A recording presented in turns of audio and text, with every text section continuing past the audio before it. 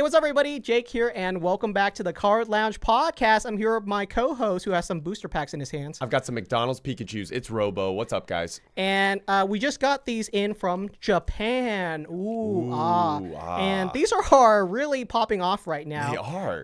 Yeah, so if you guys didn't know, these are the Japanese McDonald's promo packs that were available in stores in Japan, McDonald's specifically, for 3 days. Right. But the story is that they sold out day one. Man, insane. And you know what's so funny? I think we should give one of these away to a Card Lounge listener. So if you guys would like to get your own McDonald's Pikachu booster pack, which does come with the Burger Chew, we're going to rip open some on the Card Lounge podcast. But all you have to do to enter the giveaway is subscribe to the Card Lounge podcast, which you should be doing anyway, as well as dropping a comment down in the comment section so that we can actually pick a comment for the winner. Right. Like the video, leave a comment, share this with your friends. We're going to pick one lucky sub. We're almost to 10K subs, guys, and we're going to open these. So we got to get to 10K subs by the end of the year. That has to be our goal. Yeah, we have to make that happen, guys, one way or another. And so if you've never opened up one of these before, Rob, I've opened up a couple for viewers, and basically you do get the guaranteed Pikachu inside, as well as one extra card, and the extra card is random. Ooh, okay. Let's see who gets the better extra card. I see my extra card. Oh, do you? I got myself, of course, the Burger Pikachu, and this one is iconic. There is a reason why this card's popping off so much, and it is because it's Pikachu staring at a Big Mac. A Big Mac. Or is it called a Whopper? But no, that's a different one. That's there's Burger King. no fries, though. It's like, what is that? Like a veggie pilaf next to it? What's I up got with Fue the Coco. oranges? You know what? I like this card. Look at the color. I think because Fue Coco, I'm going to tell you right now, has the same color scheme as my McDonald's. opening of the McDonald's packs, the Fue Coco was the rarest for me. Hey, well, there you go, guys. We got one. We And got a Fue I got Coco. Ralts. Ralts is really cool, too. Ralts. So the other baby Pokemon that you can pull includes Ralts, Riolu for Mega Evolution, Ralts and Riolu. Because Gardevoir and Lucario are the big mascots of Mega Evolution, so very pertinent. And the other threes are the Scarlet and Violet starters, which are Fue Coco, Quaxley, and Sprigatito. Very nice, very nice. You know what? I do like the artwork. I think it's very, you know what's insane? The McDonald's holo, because they always give McDonald's licensing for that unique holofoil pattern that only McDonald's owns. If this was, or even just the OG, you know, the Japanese Pikachu, that those old, like the Chikorita, the Slowpoke, those cards have been spiking recently. Yeah. And I shudder to think what these would have been if these were holo cards. Could you imagine that? Yeah, so basically McDonald's does Pokemon card promos all the time. Over here in the US, at least, we have one every single year, and they always have a Pikachu inside of the promotion. Nice. You can't guarantee yourself the Pikachu. I think it's pretty random, but they're not that expensive. If you guys want the old McDonald's promo cards, they're really cheap, actually. Most of them go for $1 to $2. Maybe the Pikachu is $4 or $5, but they're usually not very expensive. And the reason they're not very expensive is that they're usually reprint cards, you know, random common rares that we always see inside of every other set, basically. And they just threw in a new holo rare version for McDonald's. Yeah. But for this one, obviously McDonald's Japan, they got to give them some special treatments. So they made their own Pikachu artwork for it. So yeah, unique artwork. You can't find this card in English or any other language. It is a Japan exclusive. And dude, this might be a black label copy. I'm not even, actually, no, it won't be. So tell me the story about this black label Pikachu, because you got to tell me that story. Okay, I mean, I think everyone has been talking about it for the last couple days. So the first black label McDonald's Pikachu, or the Burger Chew, hit Z&G auction, and it ended at $21,000. $21,000 for a black label of this card that we are giving away, guys. You might have a black label inside of your collection. We might be giving away $20,000. How insane of a giveaway would that be? But so I know the person that graded it, and I mean, even he would say, it's not like that card, like we know what it's worth, like actually what it's worth, not what it's valued at. So, you know, in us trying to teach, you know, everyone the difference between value and worth, it's kind of like, you can tell, I was skeptical if it was going to get paid for. Z&G then announced that it was confirmed paid. And I mean, at the end of the day, it's like we always say, as long as two millionaires want to fight over who gets to own the first ever BGS10 Black Label Burger Chew, and it comes with that sort of like, you know, oh, I got the first one ever. As long as two millionaires want to keep fighting for it, the price will keep going up, right? So I'm just going to price every one of these at 20 grand. You're holding 20 grand. I'm holding 20 grand. We're giving away 20 grand. Everyone gets 20,000. Yeah, I'm sure that line will hold very, very strongly. But, you know, and so we don't know who the winner is. It's most likely someone that has 20 grand to blow that would, you know, throw that around like the way we throw around $5. So I understand it. So basically, a typical human being might say, who would pay 20 grand for that? That's ridiculous. That's what a lot of the comments were saying. Yeah, but the part of it is that this is someone who has a ton of money, and they just want something that is iconic and historic and cool. So they're willing to just throw 20 grand at it because they can say, I own the first Black Label McDonald's Pikachu. Right. And they'll be like, oh, it's the 20 grand one. Like it almost, they almost want to. I actually kind of noticed this with certain Pokemon cards. You see these all-time highs being hit. Do you feel like there's certain rich people that almost like want to pay more money for the card? Like it's like everyone's mentality is shifted. The mentality in this whole market is crazy. We'll get into that. But it's like before the idea was, oh, try to get a card as cheap as possible. But if you get a card for $5K, you just go, oh, this is just a $5K gold star. If you buy the same card for 20 grand, you get to be like, oh, I own a 20 grand gold star. And it just comes with like that much more of like an extreme price tag attached to it. Yeah, this is something that you and I have talked about on the Card Lounge before. But basically, why is it when a card goes from being a $20 card to a $100 card, do we suddenly provide more prestige to the exact same card, even though all that happened to it is that its price went up? Right. You know, same with the Charizard UPC promo cards that you and I were flexing or talking about a week or two ago. You know, those cards were going for $10, $20 for the longest time per card, and now they're going for hundreds. And suddenly, you know, the general consensus is, oh my goodness, these cards are grails. They're mini grails now. Well, yeah. You know? What's funny? Well, they're worth. I think they were undervalued, and I remember thinking there was a time when I was like, oh, these in a high grade should be more because they're alt arts and they're promo alt arts, so you can't pull them ever again. And even at that time, I didn't start like stocking up on the 10s. It's the exact same mentality. Is that basically the Charizard UPC was everywhere for a period of time. It was everywhere. Yeah. So those promo cards feel like they're going to always be around until they're not. And once they're not, it takes some time for people to wake up.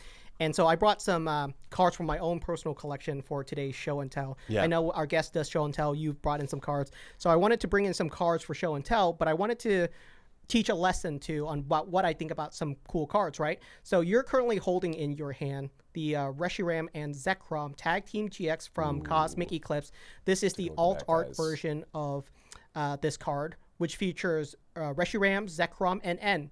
So nice. The antagonist of black and white. So this is black and white in a card. It is the alt art version of this card, and there is currently 750 PSA 10s of it. So that's the population-ish. And basically, it is going for under $2,000. Wow. And a Bubble Mew, the Mew from Paldean Fates, which has a population of 12,000, 13,000, is going for more than this card. So when we're talking about underrated value, here's a card where if they were next to each other, you know, which we've done this comparison before, I would pick this card every day of the week. And we're not saying, hey, this card is underrated, but there are many cards like it, which is under $2,000, and I would make that same comparison, is that if I have these two cards and they're priced the exact same, I would grab this card over the Bubble Mew every day of the week. Right. And you saying that, even, you know, I could see how Mew, being a more popular Pokemon, has a higher demand than, say, this alt art, but because they're both alt arts, and this comes from Cosmic Eclipse. I mean, it comes from a booster box where the Bubble Mew is. This is a good comparison to me because, you know, sometimes people say like, oh, you can't compare the Bubble Mew to another card. I would say these cards are both very prestigious. They are, yeah. This is not a card that is, it's not a common card. It's not a one-of-one common card, which, you know, even if you have a one-of-one, it's a common card. There's no world where it comes to being a Bubble Mew, but this is also an alt art card from an even older set that is also out of print in a lower pop. Like, it has everything more going for it, and that's where I say like the market is there's room and opportunity in the market where there are still things that are underrated, and people are currently experiencing what I call a recency bias. Is they're only looking at the most recent sets, like the sets from the last 2 to 3 years, when as we were talking with Habbies in the last episode, there's a ton of underrated gems out there from older sets that people haven't even discovered yet. Like, this is an alt art card. This is not a normal GX, you know, like the Gengar from what is that, Phantom Forces? Yeah. The Gengar from Phantom Sources is going for 10 grand. Right. And some people might say that's not worth it because it's just a regular full art. Yes, it's a still cool Gengar, but it's a regular full art. This is an alt art. Yeah, so it should be harder to hit. You're going to have to open way more boxes to get it. But, like, you know, Phantom Forces is so old now, and Gengar is just such a in-demand, like, Pokemon that even the... I mean, have you seen the Fusion Strike, the regular Gengar V Max, not the alt art, but just getting the regular one in a 10, has, like, shot up to where if someone had just bought all the regular Gengar V Maxes when they, I mean, this is a regular V Max. We're talking like a $1, $2 card, maybe because it was Gengar, maybe 3 or 4. You could have hoarded those. And if you still had all those ready to grade and they were decently clean, to just get 10s and 9s on those, easy opportunity to just like essentially print free money. That's what actually happened to a ton of the Tag Team GX, the regular ultra rare versions. Right. They're going for hundreds now. The regular ones look cool too. I mean, I think, isn't it the Gengar with the Mimikyu? Like, sometimes I think people prefer the regular one where the Gengar's like more in your face with the Mimikyu riding on top of his head than the alt art where they're kind of like side by side. Yeah. And so it's almost like, even just looking at it from an artwork perspective, you know one is rare than the other, but there's still this like prestigiousness on the regular tag team because the regular tag teams look good. So basically they didn't go with a generic theme. They all have their own kind of art style, even for the regular ultra rare. Which makes it kind of look like an alt. Isn't that what people say, that the regular tag team for the Gengar Mimikyu actually kind of looks like an alt art? Yeah, so basically that's what it is that a lot of the regular ultra rare tag teams are just another cool art card. Yeah. They're on the same level. Whereas in Sword and Shield and certainly in EX, like the regular EX just follows the theme of all the other EXs. They all look the same. They're all kind of like breaking out of the illustration square. A regular V, certainly, from Sword and Shield. I have the complete Tag Team GX set. I'll bring it in next time so you can see all the artworks on the regular Ultra Rare Tag Team GX, just so you can see them. But yes, they all have like their own unique artwork. That'll be something fun for next week's show and tell. Are you trying to get the alt arts for all the tag teams? Probably not, because they're outside. But it is outside of my price range. But I mean, you gotta get them now though. Otherwise, in 6 months, they'll really be out of your budget. So this is the fun thing about the hobby, and something that I should preach more. But basically, you cannot collect everything. It's true. So you have to make and choose what you collect. Right. I have some of the Tag Team GX which are really cool. I have this one simply because I pulled it. That's the reason I have it. I pulled it and I graded it, and it's awesome. And it's cool because I pulled it, and so I have a memory of it. But I didn't collect every single Tag Team GX alt art. Some of them I just don't think they're that interesting. They're just kind of kooky. I wasn't a Tag Team GX collector. The Latias and the Latios stood out to me. It made an impression on me from an emotional level. So that's why I have that. But I don't have every single Tag Team GX alt art. If you want to collect them all, you can, but I'm not a Tag Team GX collector. For instance, I have some Mewtwo's inside of my collection, but I'm not a Mewtwo collector. So if something is going to go in my collection, maybe it'll be a Mewtwo, but that's an example. You guys should not try to collect everything, so don't feel like you are being tied in every direction. You know, when stuff is happening right now, there's always stuff popping off, and you sort of feel like, oh my goodness, I got to buy this. I got to buy that. Yeah, you have to. You can't, guys, right? Because all of our wallets are limited, and we all don't have. I mean, you could have so much money and still can't collect everything. You know, like we talk about like the. You know, like certain accounts on IG, like of millionaires where they have these huge collections, or they'll make these posts where it's like, you know, they have, 20 ponchos in a 10, but look at still how many other ponchos are owned by other people. You just really can't collect everything because you can't be everywhere at once. You can't be at every card show. And even with unlimited funds, you can't spend all day transacting and live a life. So, I mean, really, this is actually a good segue into one of the comment questions that someone had asked on the last episode of the Card Lounge. kind of is a side quest collecting goal of me, but someone asked, what do we think about the Topps Pokemon cards? The Topps Sun ones. And yeah, there's like Topps movie I was going to ones. mention you in my comment back because I know you like those. Yeah, well, so I do have this collecting goal, guys, and it's not something that I primarily focus on every single day, but I am trying to get one of every Topps Chrome Sparkle Pokemon. So of any grade. Of any grade. So it doesn't need to be a 10, doesn't even need to be a 9. I have stuff in there from PSA 2s to PSA 10s, and I'm just trying to get one of each because I do like the look of those cards. And I think if I just had the whole Pokedex set of the first 100, well, they only had the licensing for the first 151. So if I just got one of each Pokemon card, I think that would be a very cool collecting goal. I started it when I first got back in. I remember the first one I got was the Sparkle Lickitung, and I got it in person, and I was like, these just look cool. So I had to get a Sparkle Pikachu.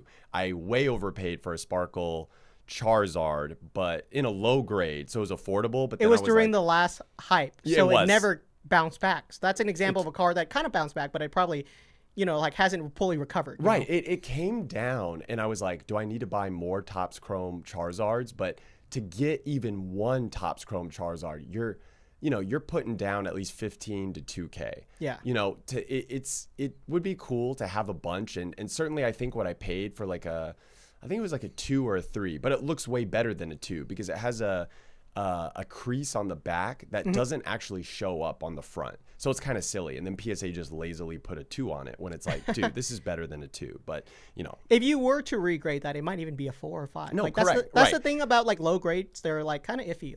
You can jump them around a little bit. It would. So I just don't care to crack it and regrade it because I'm just glad I have it in a slab and it looks nice and clean. And the front of the card looks, so I could care less what the grade is on it. And then once I get this full collection, I think, dude, all I'm missing right now is the Mewtwo, like a Sparkle Mewtwo, a Sparkle, I think a Blastoise, Sparkle Zapdos, Sparkle Articuno, Gyarados, Magikarp, and Dragonite. Yeah. And then I think I have, maybe I need one more from that line, like Dragonair too, or Dratini. I think I have Dragonair. But it's like 10 or 11. And so, guys, like this goal is something that I have where it's kind of just almost like a side quest. I don't, spend every waking moment hunting for the Sparkle cards. But if you see one at a card show, I'll see if I need it. I'll see if I can pick some up. If I see people post it on stories, I'll offer trades or, offer to buy it. And it's just something that I know eventually, even if it takes me another year, 2 years, maybe another 5 years, I'll complete it. And then once I complete it, it'll just be this satisfying, I completed the mission.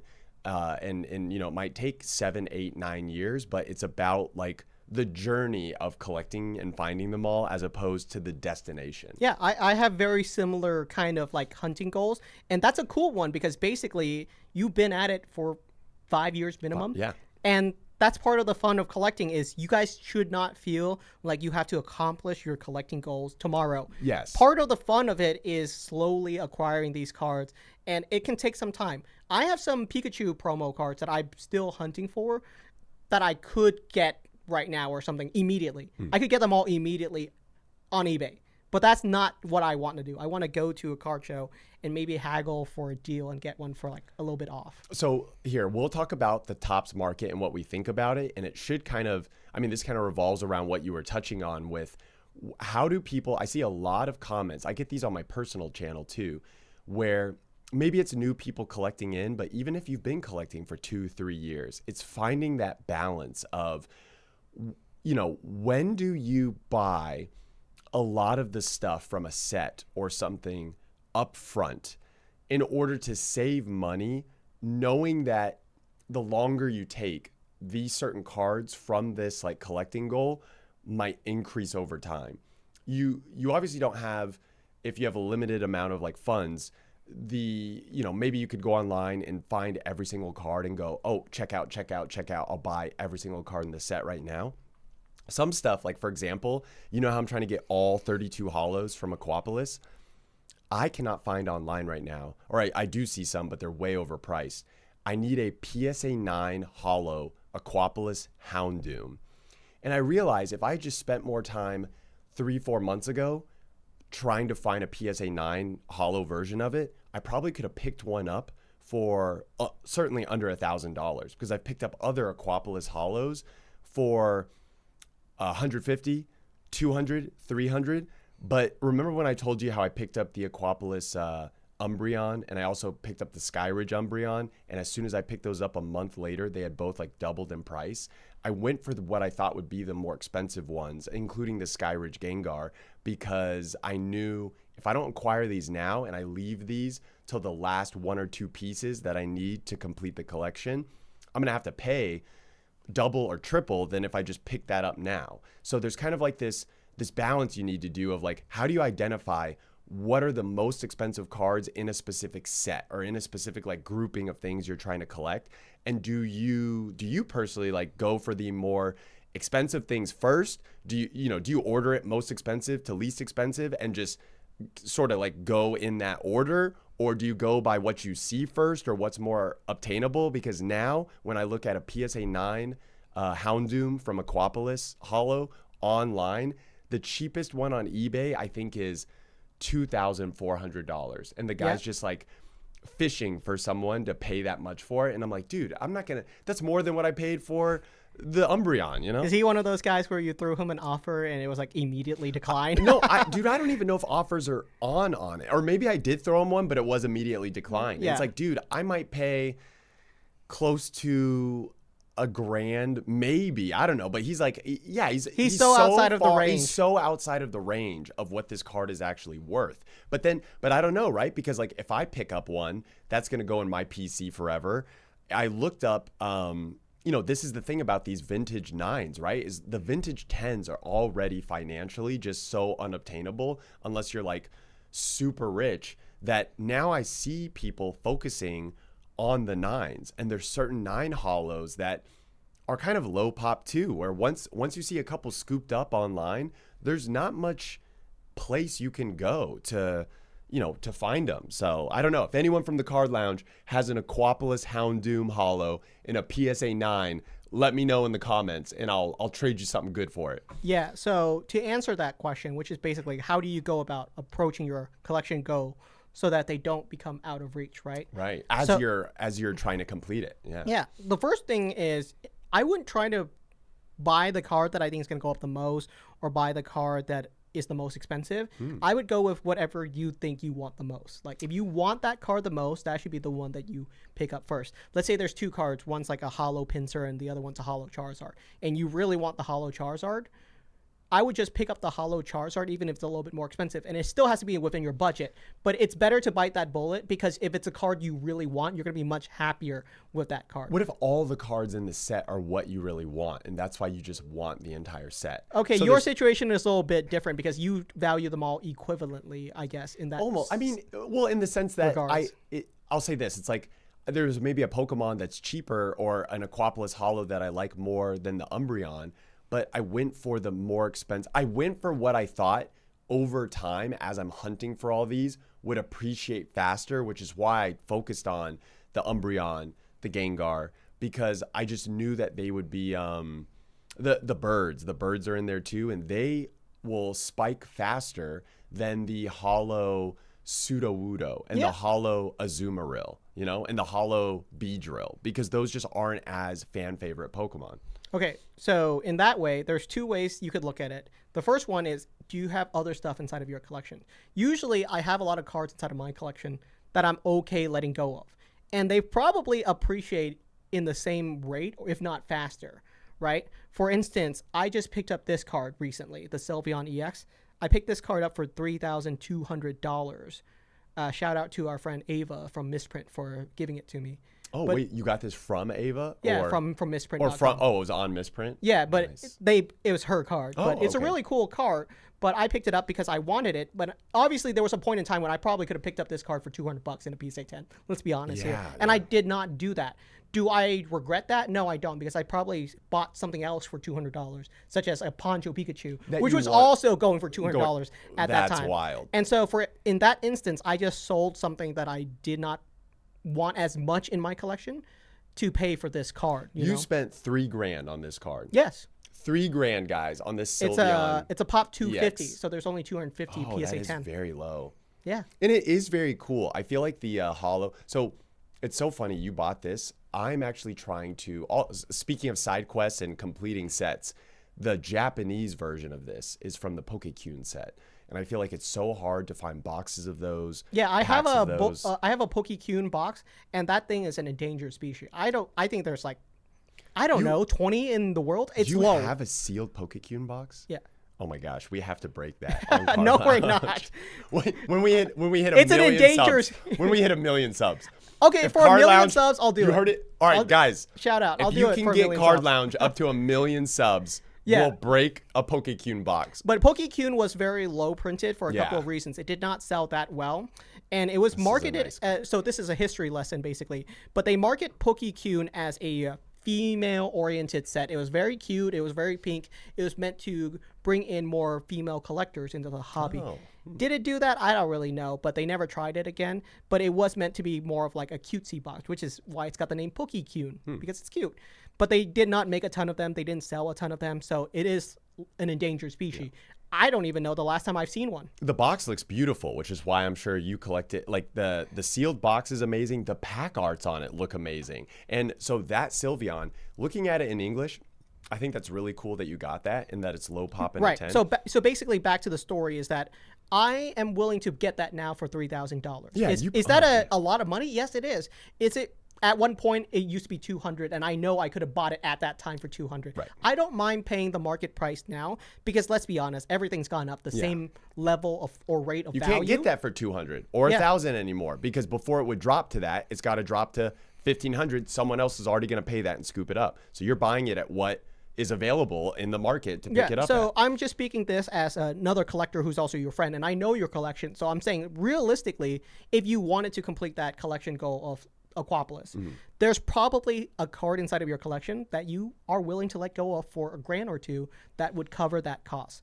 And that card probably went up the same amount of rate of value. So logically, it's like you always had that card. I do see what mindset. you mean. Yeah, there's probably something that had went up as harshly as that Aquapolis Houndoom. But I guess it would be, would the seller be willing to trade even if it's at that value? I mean, I guess we'd have to come to like an agreed upon value. And I guess it's tougher because the seller is on, eBay. If I could find someone. Well, you would just sell that card for its market value and take the money and buy it. Oh, I see. You could do that too. Well, yeah, but then I'm trying to think of a card that I truly believe is worth $2,400. I don't think the PSA 9 Houndoom is worth that yet. But I'll trade or pay like a decent amount for what it is. So that's an example of you saying, okay, this card is overrated at that price. And that's okay. Yeah. And you're just holding off on it. And Well, yeah, that's okay too. Right. And the seller knows that too. Like I think he's purposely putting it at a high kind of like price to show it's on his account, that it's on eBay. People can see it, but like it's been on there for 9 months. Like his goal is not to try to sell this thing ASAP. Otherwise, it would be at a more accurate price, right? So which would be lower. here's an interesting one. I may have a couple of cards inside of my collection that falls into this category. But if a card currently has a population report of more than 10,000, it's not a card that I currently want inside of my collection almost. So something like the Bubble Mew, the Umbreon, the Great Felt Hat Pikachu, 40,000 PSA 10. Basically, those population reports are so high that I can always get them. So I basically don't want them in my collection for now because I think they're all overrated. Just because of how high pop they are, you're saying how unrare they are is basically what you're saying. And I guess they're still selling at pretty high prices because the demand for them is there. And a lot of the modern demand, a lot of the focus, you talked about recency bias. A lot of what we're seeing on social media, whether it's YouTube videos, TikToks, like I think the Bubble Mew, for example, I mean, there was that, I'm trying to remember their account, but like those guys that made that Bubble Mew song, and maybe we'll, get them on the Card Lounge, but it's like they did that like, tonight'll be the night I pull the Bubble Mew. And here's the thing. I'm willing to buy that card. Some people think like, oh, Sure. Jake, does that mean you're not going to buy a Bubble Mew? So I bought a Bubble Mew. I bought it for like $950 a couple of months ago because I knew it was going to go up. I didn't buy it because I wanted it right then in my collection. I just bought it because I'm making a play that it's going to go up, which it did. Right. And I sold it for $2,000 recently. Wow. You know, and because I think it's going to stay at $2,000. I don't think it's going to go much higher. I see. But I simply, instinctually as a collector, I'm willing to just do that to increase my point system. It's money, but basically it's points. Now I have $2,000 to buy what I really want. You know, my whole entire goal of buying that Bubble Mew for $9.50 and selling it $1,000 for $2,000 was just to get more points to buy what I really want. Really want. Yeah. And I mean, I think didn't you even like trade into that Bubble Mew yes, too? I So you're did. even lower into that $9.50 to start. And what's interesting is like I do feel the Bubble Mew is something that is a very cool card. It's from a special set, so you know you can't rip it from a booster box. It will definitely, you know, go down as far as like in modern history, from, you know, as far as Paldean Fates, as like one of the top cards from the Scarlet Violet era. I believe that with the Bubble Mew. I agree. But, I think these cards are fantastic. I don't think any of them are bad. Right. The population is just so high on them that, to your point, it's kind of like when you talk about, look, do you want to spend $2,000 on a Bubble Mew or spend an extra $1,000 on getting this Sylveon EX, where, you know, you could go to a card show and you might not see this in anyone's showcase. Yeah, so this is one of those interesting scenario where this is a true comparable, where it's both cards are equally gorgeous. Like, you know, if you hold up a Bubble Mew or this card, I'm not sure which one has the better art. It might be 50-50. So in that equivalent respect, I have to go with the one that I think is significantly more rare and more precious. Because, yes, we are currently in a mania. And in a mania, things are going to go up, you know. Everyone's right in a bull market is an actual statement. Everyone's right now. Yeah. It doesn't matter what you buy. Whatever you guys bought, whatever I bought, doesn't matter what booster box you bought. They all doubled or tripled in the past couple of months. So it's not that special. And the bubble's not stopping anytime soon. You know what happened recently? The Wall Street Journal released an article talking about the Pokemon Mania.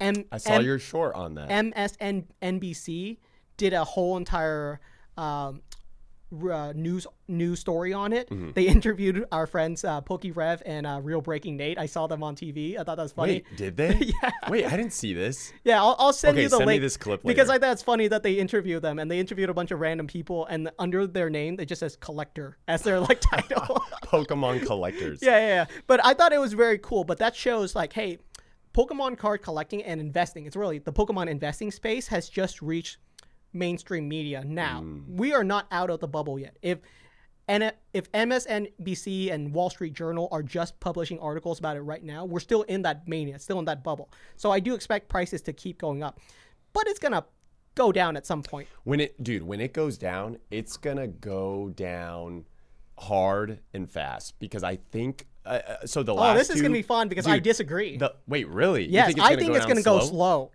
There's no world where this crashes in a month. No, it's because everyone's unhappy, and that's the sign. And what I mean by that is, even with people selling stuff at all-time highs, people are unhappy with any decision that takes place. Like if these McDonald's Pikachus, I got a certain amount of them, and then when we were talking in the other room, I was like, oh, why didn't we buy more?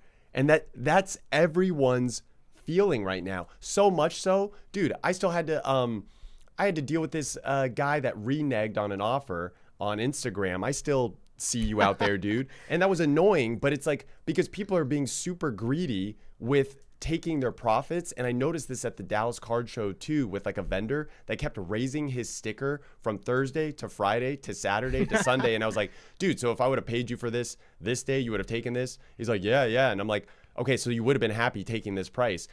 Everyone wants this top dollar thing, thinking that as soon as they sell it at that top dollar, it's like they immediately want the price to go down on it so that they can go, oh, I sold this at the top. I sold this for the most money. But if you sell it at 300% of what it was 2 months ago, where if I asked you 2 months ago, oh, if you can move this card for $600, would you be happy? You'd be like, oh my God, yeah, I would take that in a heartbeat. Then as soon as it is $600, someone gets that for, or pays that for it. 2 weeks later, that card becomes $800. Their whole attitude is like, oh, I let it go too early. Yeah. It's like, if you buy stuff, you're upset because you didn't buy enough of it because it went up. If you sell stuff, you're upset at what it sold for because like 3 days later it went up and it's more money. If you don't sell something, you're like upset because you're not selling anything and all your inventory is just sitting. And when everyone is upset and can complain about every single option in the market, that's a bad sign that things will fall. Yeah. Because what will happen to that guy, I know because he was a sports guy dude, and the dude was just, I mean, kind of a dick, because he also kind of reneged in a way where I was trying to give him more money for some stuff, and I was like, oh, if I do this, we'll do this card at $20. We were trying to cross a bridge of like $20, and then and he's like, yeah, maybe. And I was like, okay, what about this? What about this? Then he wanted something so high on this, and he wanted something over market on this. I'm like, dude, I could just go around and find this card, this exact card, for what I'm asking for. And I did, literally not even an hour later. He didn't believe me. He's trying to act like he was like a sports guy, but he's like, I don't know this. Like, he even said to me, I don't know Pokemon. I just know it keeps going up. Yeah. And so I was like, okay, then I'll just take these 2 cards out and I'll just buy that first card we were talking about for the price that you wanted. And then he's like, oh no, I don't want to sell that anymore, because if I want to sell this, I want to sell them together. I was like, no, you didn't. You would have taken this. Like, we agreed on that price, and I was just trying to bring in more cards to maybe get this first card at a lower price because I'm doing a bigger deal with you. So ultimately, he was like super rude. I don't even remember his. I don't think he had like a social media name. But shout outs to Grogu. Grogu Collectibles like ended up getting me that card, like, because I guess he also went to like their table or their neighbor's table. I think it was like, I can't remember, like TCG Nation or something. It was like super rude to just everyone. Like, he's just one of those guys. Yeah. All this just to say though, that guy, right? What he's gonna keep doing is he's not gonna sell anything because his prices are way too high. And then what's gonna happen is, as soon as there's some signals that it's like, oh, we need to sell, and then people start to panic sell in any degree, like just into the oomph degree of being able to be like, oh, okay, we're at a top of the market, I need to let things go.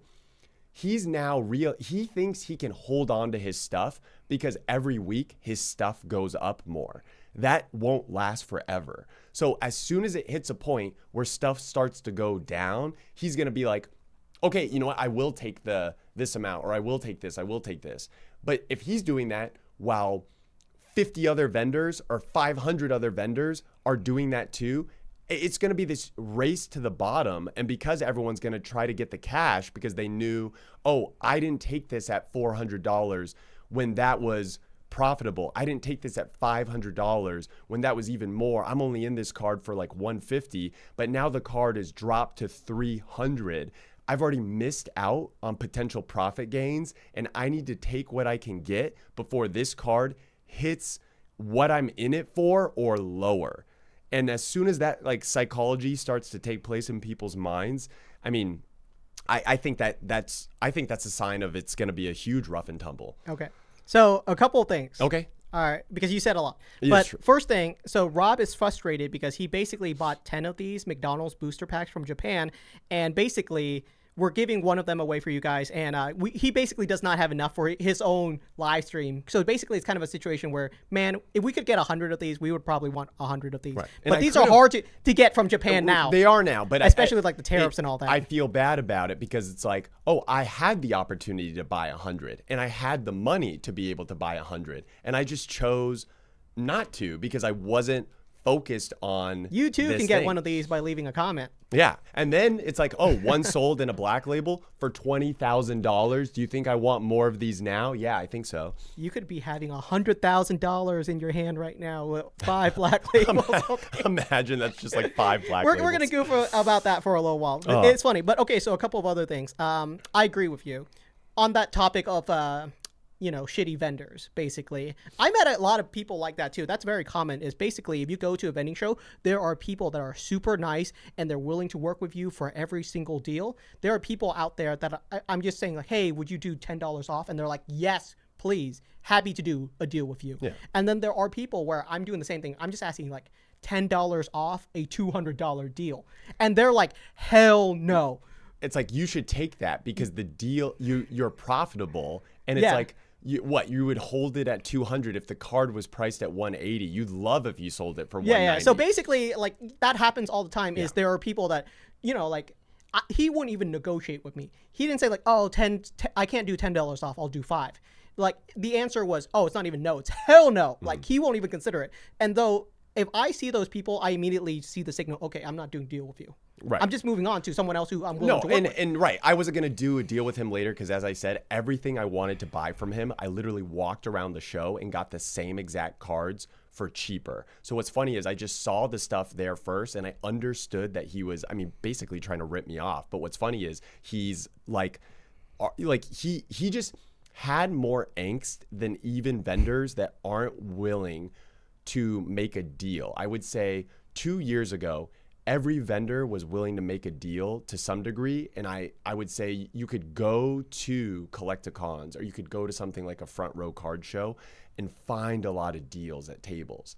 Now, every vendor is like cushioning in almost like a safety net because they don't want to sell something for too cheap accidentally. So people are stickering stuff super high on the off chance that's like, well, I can negotiate down some, but also I think some of these will sell for over. It's like when my Kingdra sold for 200 and literally by the end of the weekend, they were like almost 400. But I wasn't, I guess I could be like, oh, I'm unhappy because I let those go too cheap. But I was in them for what, $8 plus grading. So it's like, I'll take 200. It's just, it's people being super greedy and people willing to just sacrifice like building business relationships and sacrifice their own personal brand for more money. People are like reneging on deals more often than I've like ever noticed in the hobby before. So there's an actual term for that, and it's in an economics term. Yeah. But basically what you're currently experiencing in the Pokemon space,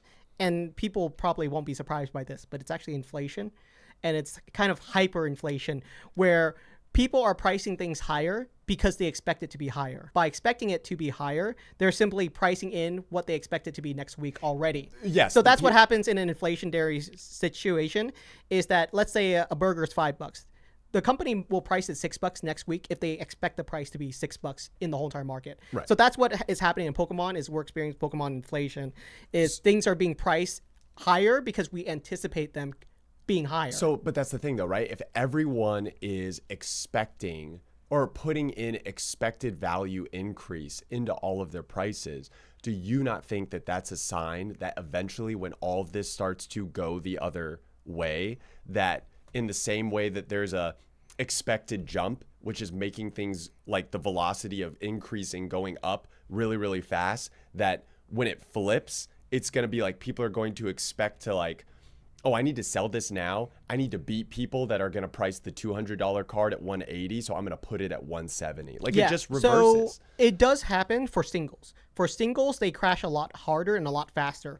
For Seal, I expect the prices to come down slowly. Is after the 30th anniversary, a booster box will be $250, and then maybe in a month it'll be like $230, $220, and then next month it might be $200. It might take it 6 months to a year to go back down to like 140 or something of that nature. But for singles, yes, singles can actually drop down quite dramatically, and we see it all the time.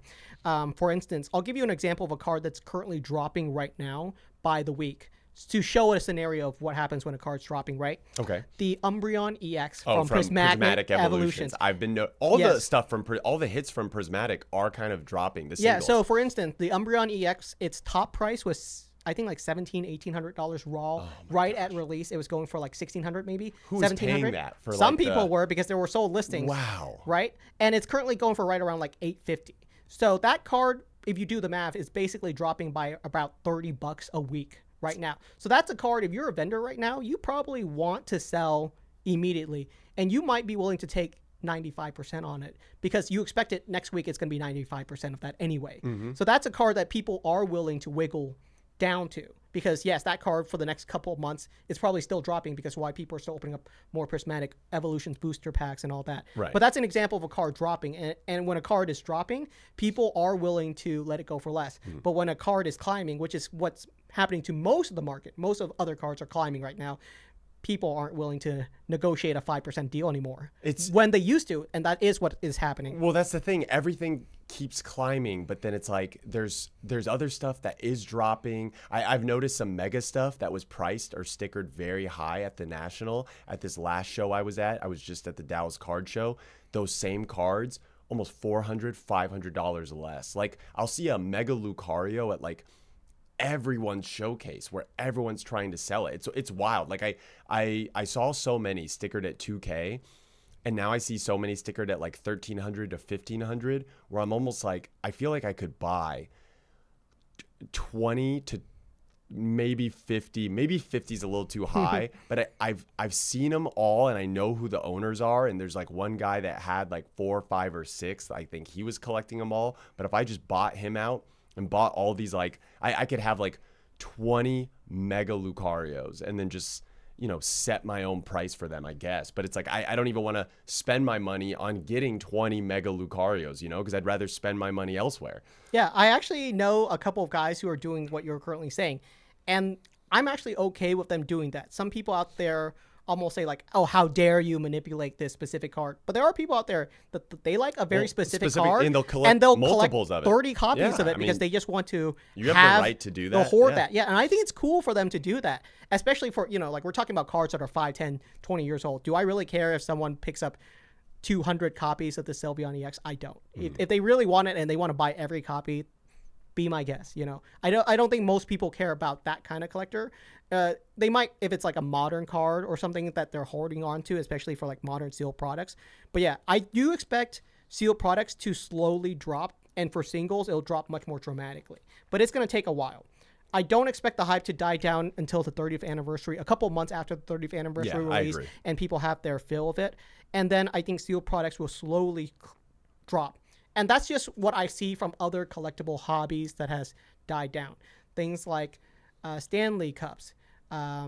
What's another collectible that has recently died down? Funkos have died down. Yeah. But that's the thing. It's a slow death for certain collectibles. It's not an immediate die down. It's when, it's no longer cool.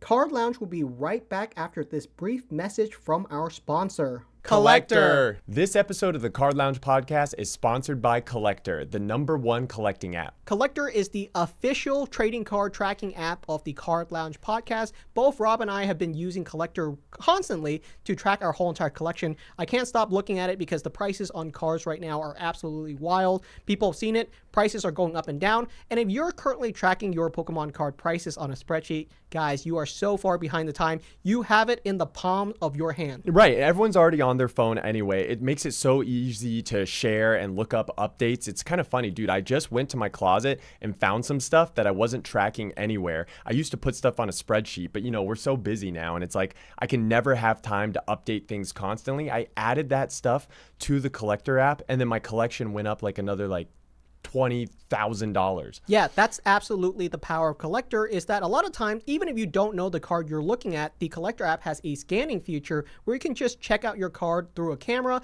and they will tell you what card you have. Yeah, it just makes it easier also on you guys. Like, it gives you peace of mind to let you know what your collection is valued at. You might not know, like, when your collection goes up 10 grand. You might not know when it drops like 5 grand. Maybe you would like to have this kind of information, and that might let you know when you should sell some stuff, buy some stuff, all these cards in your collection, plus even the sealed product that you guys, collect and maybe store away for years or, a certain amount of time. You can always track it all on Collectr. Yeah, and I actually have some cards that I have favorited on Collectr so that if they ever drop down, I'm currently watching them so that if they fall down to the right price, I'll know when to scoop them up. And if you don't want to just collect Pokemon cards and you're currently collecting Magic the Gathering, Yu-Gi-Oh!, Digimon, or any other trading card game, you can track it all right now on the Collectr app. Bundle your whole entire collection and know what your collection's value is currently worth. Yeah.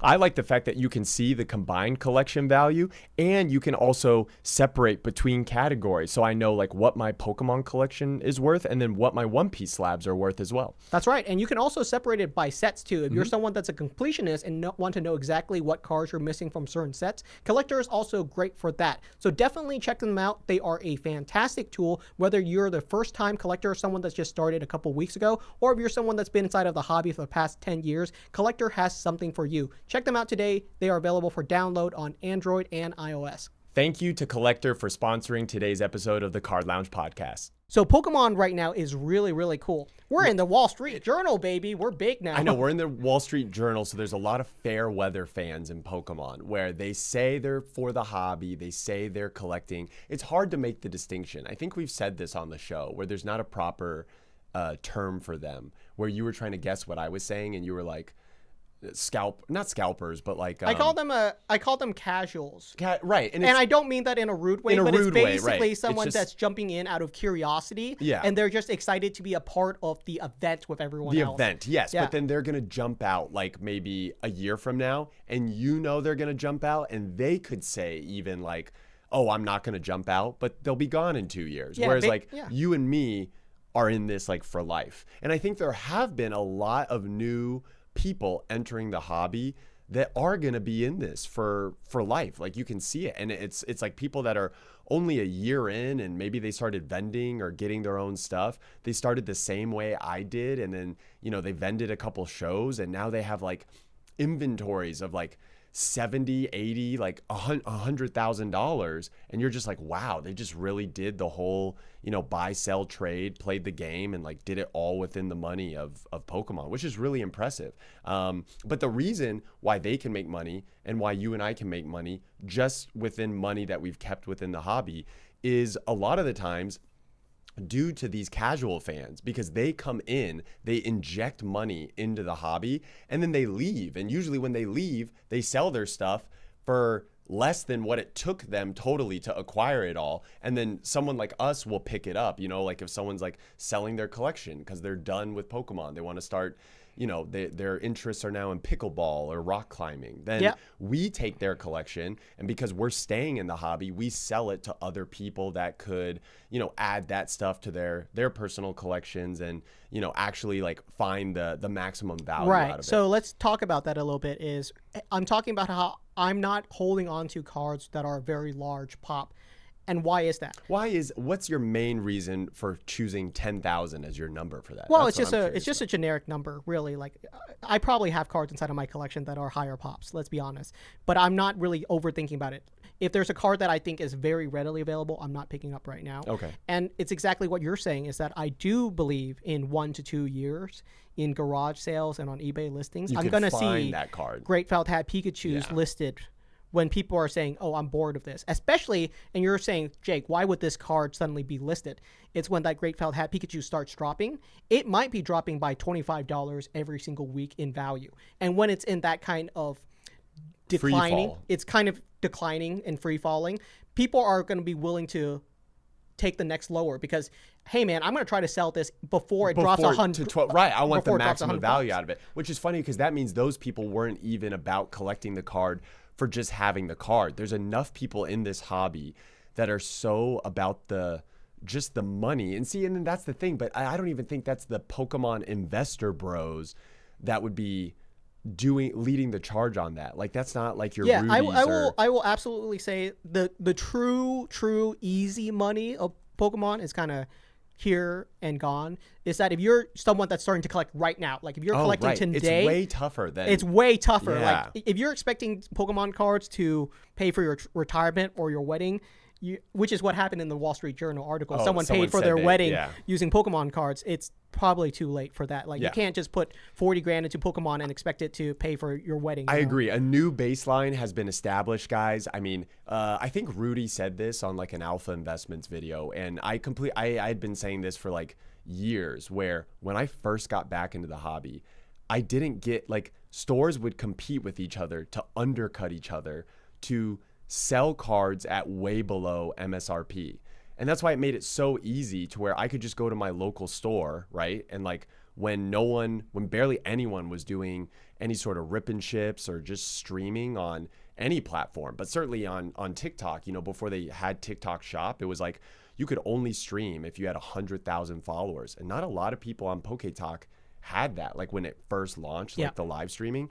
And I just remember like, I could go buy a box for $90, but I just sell the packs for $4 each. But that's not overcharge. That's what the pack is worth. Like when you go buy anywhere, like if you go to Target, that pack's $4 plus tax, right? So I'm like selling it like, here, it's just $4 flat. Yeah. Like if you like send me this, like I can get you this.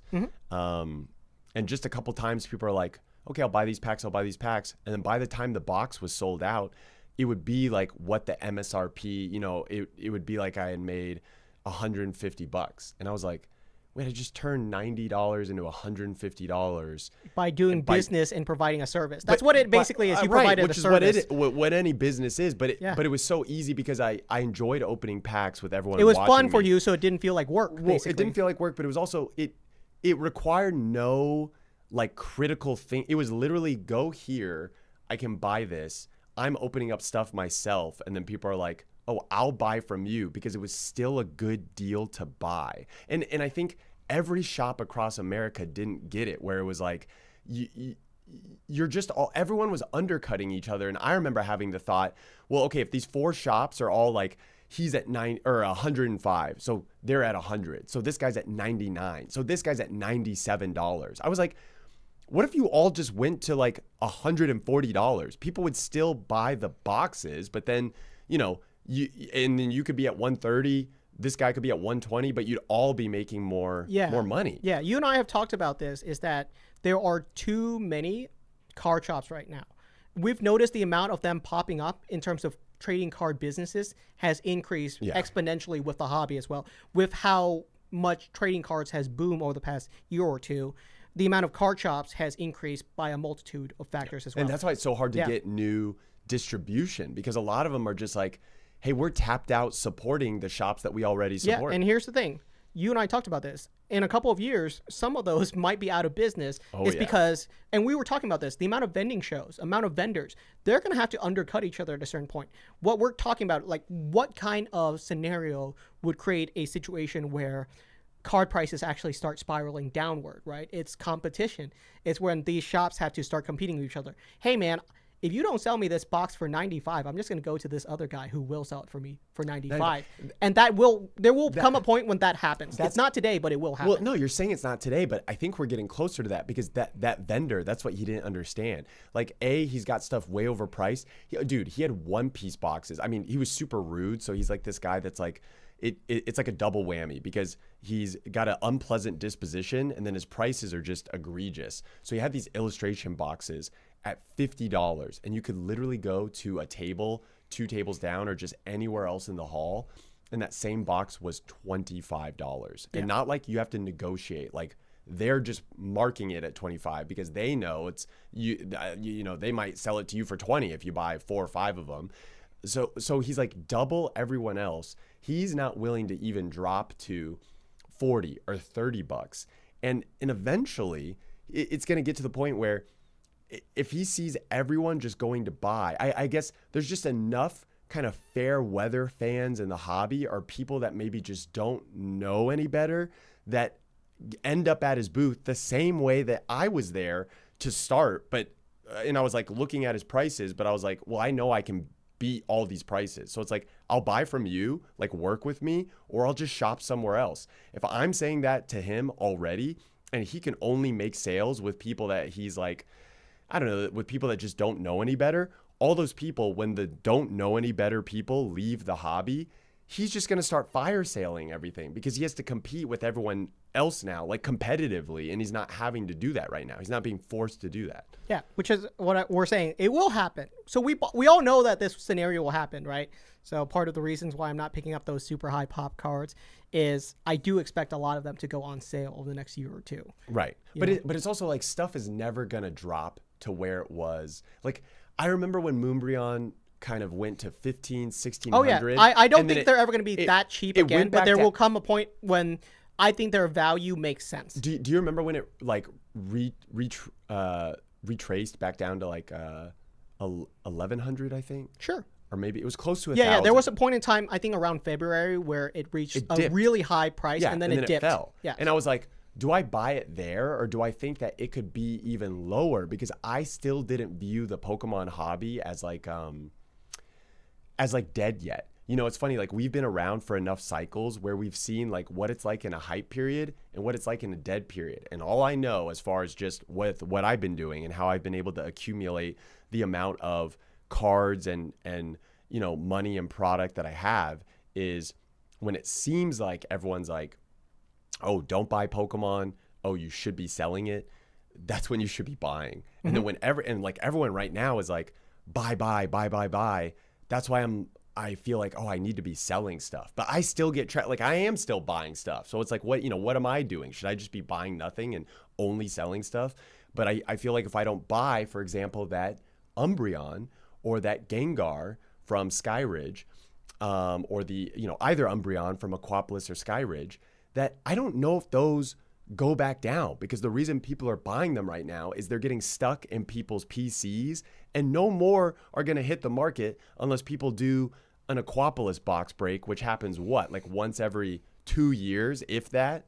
Yeah, and those I'm actually okay with, like older cards, safer cards. Right. I think those are sticking strong. Well, this is why that's the whole battle between the vintage versus modern people. Like there's someone on our Instagram that's always like, don't buy the modern crap. You should be buying vintage. And the whole thesis of that is based off this premise that we're now getting into. Yeah, so to me, I am still buying modern. It's just cards that are a couple of years older that I know for sure the market is strong, and whatever the amount is out there is out there. For instance, like Crown Zenith for Evolving Skies, or some of the older stuff where the market is kind of more settled. What are you buying from Crown Zenith? All of the gold rare cards, the Giratina V-Star, the Arceus V-Star, those are great. And there's a funny story right now, but apparently the regular holo rare Mew from Celebrations. When you open up Celebrations, you get a couple of legendaries as holo rare cards. Yes. The Mew. Because it does look nice. The holo rare Mew. What is that going for in a 10? Like $800. Don't lie. No, it's $800, dude. I'm serious. Are you? Well, here's the thing. No one graded it. No one graded I know, a regular holo rare. Well, those regular holo rares are treated as like commons. But it is a common card. Let's be honest, it's a common card. I mean, it's got a star inside of it because every card in Celebration is a star, I think. But because every card in Celebration is a holo rare legendary. Wait, it has a star. As its rarity. I see. Yeah, but it's that Mew. I think I probably have like 50 of them or something somewhere. Dude, well, we gave away a lot for a holiday giveaway, dude, right? I remember when Celebrations, like, that was trash. Those common it's a cards junk people card, threw away. Yeah, it's a junk card. It's a bulk card. So now if you could have graded all those, that shows how much of a mania we're in when a common holo rare PSA 10 is $800. There's no way. Wait. That Mew, I got to look this up right now. You have to look it up. Okay, you look it up right now. This you have is absurd. Okay, I see the last one sold on September 5th for $560, and there's one more listing for a PSA 10. There's only one single PSA 10 listing on eBay. Okay, but and it's $1,000. What? What? $1,000 for the regular Mew? Yes, the regular holo rare Mew in a PSA 10.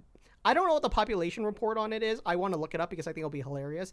But it's probably super, super low because it's grading a common card. Do I have the shiny Mew in a 10? I don't know if I do. You should at least get the shiny Mew in a 10. And that one is actually cheaper because I think it's going for like $200 right now. How is that cheaper than the Bubble Mew? I mean, it's a cool looking full art. I guess. It's also shiny. It's also not an alt art, I guess is why.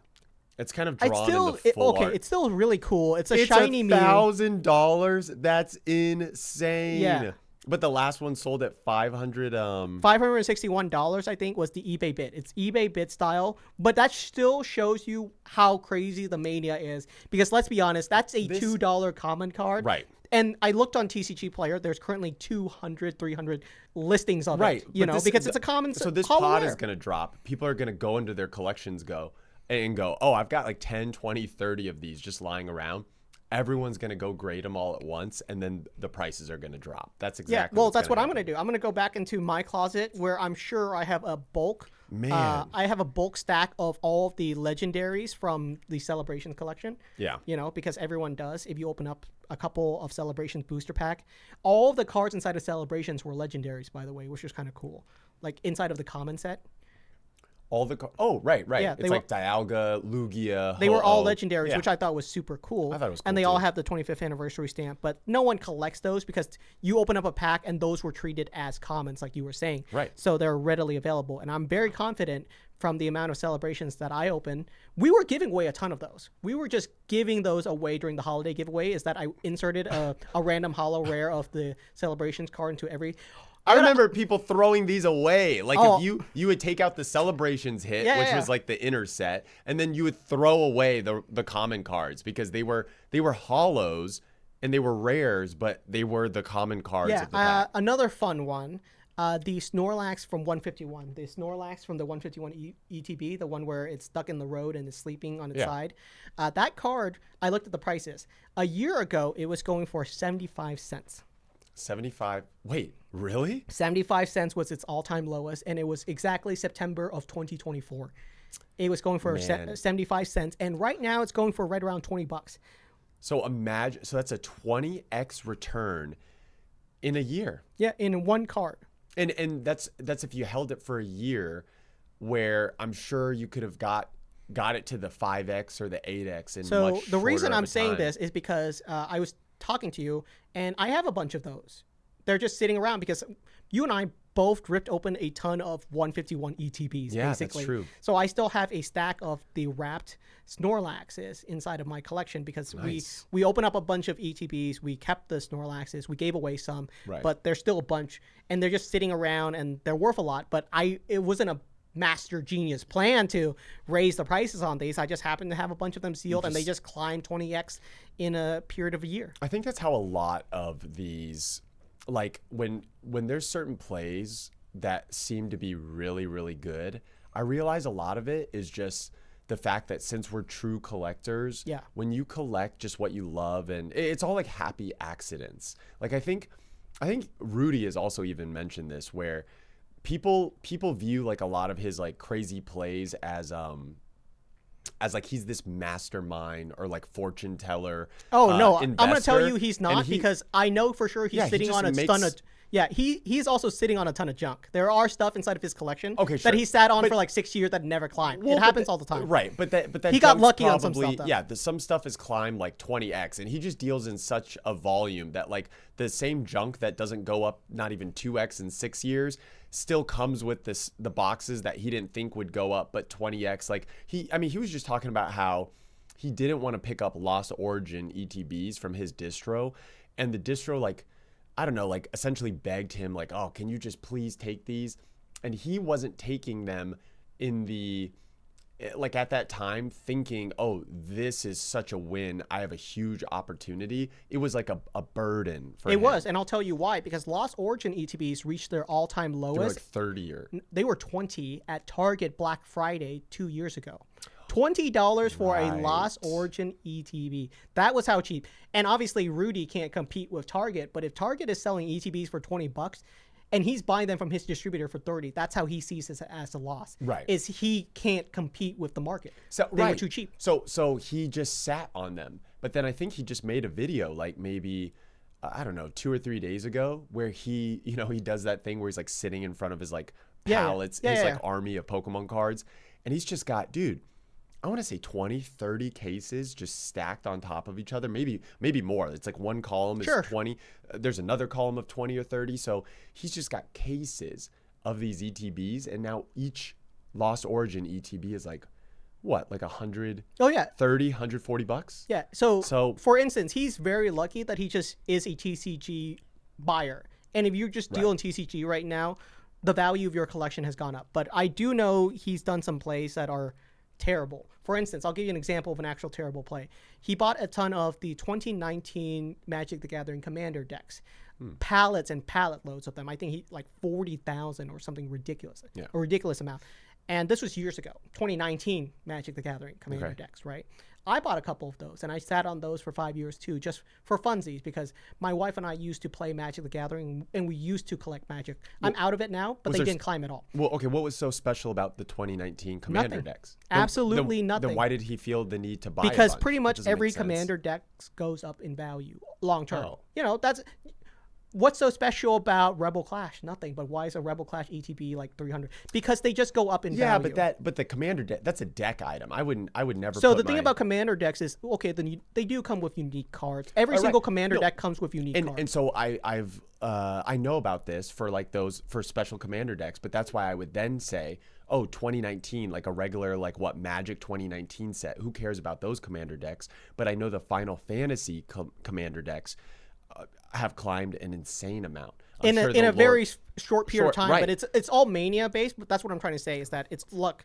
Is that he made a calculated play on those, and those never climbed, even though it's calculated. It's been 5 years. I still have a 2019 commander deck set, and they've sat at $120 sealed for the case for the past 6 years. Ugh. They've gone up 0%. If I sold them right now, Pokemon could never. I feel like that's like a.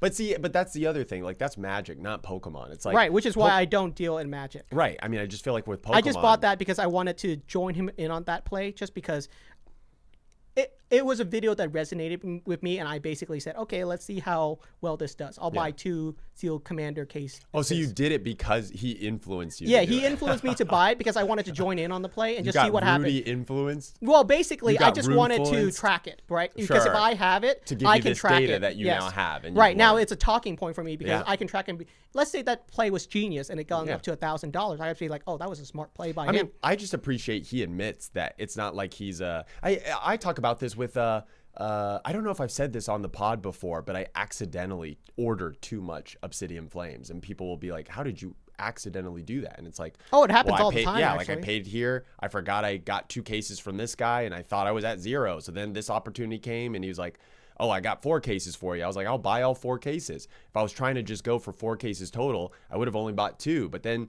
I bought like 4. 2 or something, and I ended up like, maybe I only wanted like 4 or 5 cases. I ended up with like double that, and I was like, shoot. And at the time it wasn't selling. Like I remember release week, it was hot, maybe the first day, the second day, and then it felt like you could pull a Charizard out of every single box, and people thought that was boring. I'm like, well, okay, do you want this to be harder? Like, don't you guys like Charizards? I was selling packs for like $3 a pack, and that's why it was just so funny when people would be like, oh, you're like sometimes they'll be like TikTok trolls, and they're like, oh, scalper, and it's like, dude, they're $3 a pack, and they'd be like, wait, what? Okay, I'll buy 6 of them. I'm like, okay, come, buy your 6 packs. And we went through maybe 2 or 3 cases, and then I got stuck with like maybe 5 or 6 cases of Obsidian Flames. But like now I still have it. Maybe since then we've gone through another case or 2, but then I just have a couple cases of Obsidian Flames, and I'm happy that I have that, because now the Obsidian Flames Charizard's going up, the boxes are going up. It makes sense that it was really just a happy accident. Basically, I still think it might be too cheap even at $120. I agree. Because basically, I think it's undervalued. So a booster box of Obsidian Flames is going for like $260 right now, right? Yeah. And the top hit is a $120 Charizard. That still doesn't make that much sense. Right. In terms of the sealed premium. That Charizard is undervalued because that's the set in Scarlet Violet that has the alt art Zard in it. Sure. I mean, I just think at the end of the day, when you look at like how people didn't care about, let's say the Mega Charizard from XY, right? And people didn't really respect the Megas at all. But here we are 10 years later, and look at how much those Mega Charizard EXs climbed. The regular one, the secret rare one, which, arguably, how the secret rare one is like supposed to be an alt art, but it's the same image, but with like kind of like a golden border flame. It's not like, imagine if that was a completely unique artwork. People would lose their minds. That's what they're getting in, in the EX era, in Scarlet Violet. I also think you get a unique artwork in Brilliant Stars. I find that Charizard severely undervalued because it's Charizard fighting Venusaur, Yeah, so at a certain point, you do have to respect some of the older cards, and this is what happened. I think like 2 weeks ago, you and I were talking about the Sword and Shield Plus ETBs, and I was confusing them for a UPC, and I know why I confused it for a UPC now. Okay. So the reason is because you get yourself a Zacian V promo card inside of Sword and Shield Plus and a Zamazenta V inside of the other one. Mm-hmm. And those 2 cards are the exact same cards that you get inside of the ultra premium collection, the big black UPC. It's the exact same card. Is it? They share the promo? I'm pretty sure they do. Okay, it's been a while since I opened. Unless they're a different version, but they look identical to me. But basically, you do get a Zacian V promo card inside of the UPC. Yes, and you get them inside of ETB too. too. I guess so we'll that's see why I thought it was like a split. Someone in the comments can look that up. We'll throw the images up in the edit, but I do want to say there could be a difference, and maybe they're just solid, or not solid gold, but like they're gold cards, right? Is that what you're referring to? Yes, with black. It's black and gold. Yeah, black and gold. Okay. Maybe, I guess the distinction could be, it could be like one of those things, like how there's two Victinis and Black Bolt and White Flare. You know what I mean? Where yes. the number on them is just differently coded, yes, even though that's how I same remember card. It was basically, it's a used PC, but it's cut in half is how I remember it. Because one is Zacian and one is Zamazenta. But those, after our podcast went up, coincidence, they popped off. In that the Zacian V and the Zamazenta V was going for right around $4 or $5. Yeah. And they have since spiked to about $10 to $12. Oh my gosh. So tripled? Yeah. Dang. But basically that makes sense to me, is that maybe someone from the card lounge saw it and was thinking, hey, these are underrated. They because could they're $5. You know, it's an old ETB. For a card that you can't pull. The Snorlax is going for 20. The non-Pokemon Center stamp one is going for 20, and those are much more plentiful. Sure. So but I would say Snorlax probably a much popular Pokemon. I don't know now if people really like Zacian and Zamazenta. I will say, obviously, if you buy them now at $5, or now they're at $12. If you buy them at 15, heck, if you buy them at 20, it's probably a good buy, because the people that grew up with Sword and Shield are the kids that played Sword and Shield, which was like only in 2020, 2021. It's like 18 years from there, when those kids have adult money, that's their legendary Pokemon, that's their okay. So that's an Lugia example of a card that I was Mew. talking about, where I'm trying to say, it is underrated. In that, hey, if the Snorlax is 20, if the Lucario V Star from Crown Zenith, that promo card from the Crown Zenith ETB, it's also going for around $20. If these modern ETB cards are going for 20, why can't the Sword and Shield Plus one go from 5 to 10? It just makes sense. You know, these are older ETBs. They're way more rare too. They did not print that many of the Sword and Shield Plus one, because they were still kind of finagling with it. They didn't even know what they were doing. It wasn't even called like a Pokemon Center exclusive or anything. They were still working on like specials. Yeah, right. They were still testing stuff out. So there aren't that many of them out there. That was the first time they did a ETB Plus, right? I believe. It's the only time I don't know how often they use the word plus again. No, it's not often. No. There's the Pokemon Go one. I know. Is an ETB Plus. Yeah. Also very hideous the way they did it. They just I don't know if they call the Crown Crown Zenith one plus. I think they just called it a Pokemon Center Crown Zenith. No, correct. Crown Zenith just had a Pokemon Center ETB. And same with the Celebration one, which is taller too. It's taller. I think they called that a +2, but then it's also like, it's so annoying because now they're just all these different sizes. So the for the Crown Zenith one, the Lucario V Star you get inside of the Crown Zenith Pokemon Center ETB is not special. It doesn't have a stamp. Correct. It should. If it had a stamp, they would go for like $500 or $800 now in this market, honestly. Well, that's what they figured out when they implemented stamps. Which was the first Pokemon Center ETB that they released from the site, where then they were announcing, these come with unique stamps? Was that at Scarlet the start Violet. of Scarlet Violet? Scarlet Violet. The first one, Koraidon and Miraidon. So they just test it with that. Then they see, Koraidon and Miraidon, stamped promos are selling for like way more.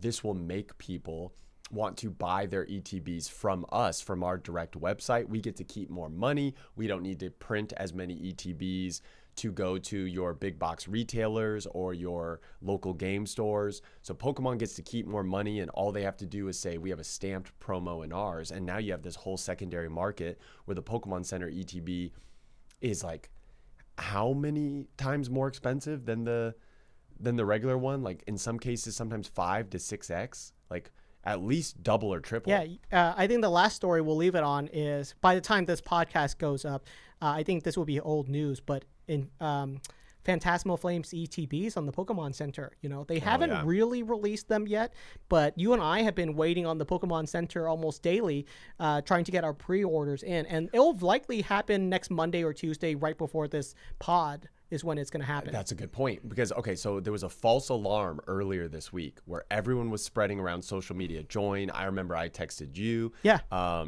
I was texted. Shout outs to Pokesun. Everyone just sat and wait in the Pokemon Center. So no one even, it's like there wasn't even confirmed sales coming in yet. And I guess it was, someone told me it was like 4 or maybe 5 million people were in the queue just waiting for the chance, like the hope of getting a Pokemon Center. It will Phantasmal likely Flames. happen on Monday or Tuesday. Yeah.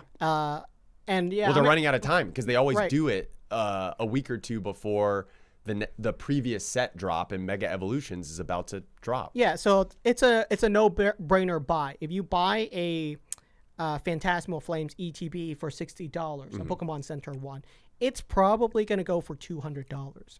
Right. And with the Wall Street Journal and MSNBC doing news stories on it, more people are joining in the queue who are the fair weather fans. And that's what's funny. And I think that as many fair weather fans leave the hobby every day, there's new people figuring out about, dude, I remember when I joined the hobby, I didn't buy anything off the Pokemon Center till like 6 months later because I didn't even know that was a thing. And then when I found it, I was like, oh, there's still old Sun and Moon stuff on there. And like I would buy stuff and get older packs. And I'm like, oh, why are you guys buying the new stuff? It's actually crazy how they still do drops of random old stuff every now and again. Yeah. Like I remember during the last hype, they would just randomly drop XY Evolutions ETBs. Dude, or Shining Legends ETBs for retail price for random reason. I didn't catch this, but I had to buy a case from someone that this is probably before they had good like technology to stop. Well, I don't even think this guy bought it. I think he was just smart. Like there was no pressure. There was no queue. Yeah, basically, if you log in anytime, any day, you could still buy it. Correct. He had a new login, or he had like a bunch of friends. He bought, I think max you could do was like it was like maybe 4 or 6. It was definitely more than one. They did this random drop of Celestial Storm ETBs. And he showed me his room. He just had these green ETBs lined up from the floor to the ceiling. And I was like, okay, I'd like to buy some. And he's like taxing me on it, but it's like I missed this opportunity. And then the way he told me the story, he was like, oh yeah, dude, I had like buy some, and then the next day they were still up. So I just like bought more. And then the early next day, Sun and Moon era was dead. Like no one bought those sets. Those were terrible. So that's a part of the reason why I think you and I were talking about this. A single team up booster pack right now is $225, $250. Insane. A single one. That is the same price as a jungle booster pack. It's the price of vintage. Yeah. That's the price of a fossil and jungle booster pack right now. That's insane. Yeah. It should not be that high. Yeah. So why is it so expensive? It's because a team up booster pack may actually be more rare than a jungle booster pack right now. It's because of how low printed they were. So basically, Celestial Storm, all of those early Sun and Moon sets did not do very well. And so Team Up was the first in a series of successful sets, but not that successful, really. I think Unbroken Bonds into Hidden Fates was really good. But basically, TCGs was really down. Like, they did not sell well. Things did not sell out. ETBs were going for $20 on Amazon for a Team Up ETB. You could pick one up for $20 on Amazon at one point, dude. Wow. Dude, that's $20 with 8 Team Up booster pack. That's $2,000 right there. From $20 to $2,000. Dude, with what you're saying, it's like if someone had just bought boxes just whenever they're available, like one pack now is worth more than what someone would have had to have spent for an entire booster box. But there's a reason why it's going for $2,000 now. It's because no one bought those. And those were so low printed because they were so unpopular. Because they stayed at distro. You know what? I have a buddy who owns a shop, and he showed me how he would get offered by distro like Sun and Moon sets at like insane discounts. Yeah, they were like, please buy our Pokemon. Can you imagine? I remember a time emails when from distro where they're saying that, and if he'd have bought it, he would have increased his allocation for Magic or whatever else they need to make a card shop successful. But he would say no to it because he was like, this will just sit in my shop and I can't tie up the cash. Yeah, I remember a time when Crimson Invasion booster boxes. A Crimson Invasion booster box was going for $60 for a whole entire booster box. $60 for a booster box, $20 for an ETB. Those aren't that expensive even now, right? Because, well, Crimson Invasion is an Ultra Beast set and no one likes Ultra Beast. Right. That's all that's in there. But I remember a time when Pokemon was hard dead. Like, the TCG was hard dead. Right. But see, I don't think it ever goes. Do we think that will not happen again? It will not happen the again Pokemon company has wisened enough to prevent that. They don't want that to happen again. They don't want that to happen again, and also the baseline has shifted because when it was baseline dead, there was too much arbitrage, and like now with internet and like online streaming, it's just changed the game. There's too many people that can be exposed to it. There's too many people that can buy packs digitally and then get the physical cards, and that just wasn't something 10 years ago that was as prominent. With all these things being more prominent now, it can never go back. Like prices can't be that cheap. I don't think I can't remember who said, was it Dan or was it like Catch 'em All Collectibles, or it could have been Rudy. I don't know. People argue about like, oh, we've seen stuff because there's been stuff post the 2020 boom where Pokemon boxes went back down to 100 okay, so a box. Let's talk about that. Like Scarlet Violet base, Paldea Evolve, Obsidian Flames. Those are all, and if you could work a deal or buy a bunch, maybe like 90, you could get 100. So I don't think booster boxes ever get to 100 a booster box ever again. It's not happening for certain stuff like Destined Rivals. It is kind of actually happening for Prismatic. And that's because the Pokemon company, if they're picking a set to reprint or restock, it's Prismatic right now. But wait, what do you mean that Prismatic is? So Prismatic booster packs. Okay, Prismatic booster packs are now going for $8 a pack on eBay. So they've dropped down below. Yes, they've dropped down below $10. Someone will buy. Okay, but they're not. And there's a reason they dropped down below $10. That's why I'm just saying it. The reason they're buying reach 5 though. No, the reason that they're at least dropping to 8 is because they just did a massive restock of Prismatic at Sam's Club and Costco, and they're going to restock it again for the next couple months, specifically Prismatic for whatever reason. And I get why the Pokemon company's doing it. Let's say you're right. Their limiting allocation is that basically they print to demand, but they're at their capacity. Now at that point, you actually have to pick and choose. Okay, we don't have enough printing machines to print every set. Right. Which set do we print? They're selecting Prismatic. If they had a choice of a set to print, they're just selecting Prismatic. That makes sense because it was the set that they knew going into it. Like the hype started right when Prismatic dropped, and they were not prepped for it, and you did that poll on your community post where it was like more people had like not even opened one pack of it than people that had opened up just any number. So I'm absolutely with you right now where I'm saying, hey, the Pokemon company is maxed out on demand. Yeah. But if you and I were in charge of the Pokemon company, I think you and I would make the same decision is, hey, Rob and Jake, we have to pick a set to print. Which one would you guys pick? It would be Prismatic. Are you sure? I don't think Prismatic could be under 10 right now because I think I think if you check on TCG Player right now, the cheapest pack is under 10 right now. Wait, but even though they did the huge box drop to, I mean, they didn't give any to us, right? It's not like it's not for anymore. No, it went to retailers. Right, but that's the news story is that it wouldn't go to distributors. It went to Costco's and Sam's Club. Right, but that doesn't hit the market because what do you mean? We've seen those pictures. Someone bought them. Whoever bought them wants to sell them. No, but the scalper bought them and they'll sell them. 90% of the. Well, here's the thing: if they sell it for $8, it's still well. Here's the thing: if they sell it for $8, they still make a huge margin, basically, because they're buying it for $4 from Sam's Club. Or they would just hold it in their bedroom. I'm going to tell you right now, and just let it sell. Well, I'm going to tell you right now, they probably shouldn't because Prismatic is still dropping. They're going to do another restock of Prismatic next week at Sam's Club and Costco, and they're doing another one a week or two after that. So these aren't done yet. These pallet loads of Prismatic are still coming. So if I was someone that was sitting on Prismatic, I would probably still sell them. Why? Because the Umbreon EX is dropping, because more Prismatic is still being restocked. Specifically Prismatic. I'm right. Like Destined Rivals is still climbing. Like other sets are still climbing. Yeah, isn't that wild? We'll have to talk about that because everyone was basically, right? Yeah. They're printing stuff, but they're choosing what to print. They decided Prismatic was the one to print. Exactly. And I'm okay with that. If they printed more Destined, that would drop. But the funny thing is, it's likely they might print more. Like I said, Destined Rivals is still a brand new Pokemon card set. It's 4 months old, right? Realistically, in the next 2 years, could they restock booster boxes? Maybe. I'm not going to say yes or no. They're not going to restock booster boxes. But if they were to pick one to restock, Destined Rivals, I'll be honest, is kind of high on that list too. You know what I mean? After Prismatic Evolutions, what's your next set that you would print if you had a choice of a set to print? I would say Destined Rivals is high on that list. Are you just saying because of older sets? I mean, I don't. No. I'm just saying, like, right now, if you had a list of sets, like, hey, here's here's all the recent sets that came out. Like, let's not go to older sets that are out of competition. Oh, no, that's not what I was asking you. When I say older sets, I mean sets now and in the past, because I think what they print now is more of future sets. They're not going to print Destined Rivals because they need to print more Phantasmal Flames, because otherwise that's going to be a huge shit show if they don't print enough of that. Yeah, they're going to print, like, I'm just saying, hey, Prismatic is getting restocked. Right. The next set that I would restock, if I had a choice, would probably be, like Surging Sparks or Destined Rivals. Or something of that nature. And I don't know if that happens. We're just purely guessing. But hey, I just noticed that Prismatic is constantly being restocked out of all sets.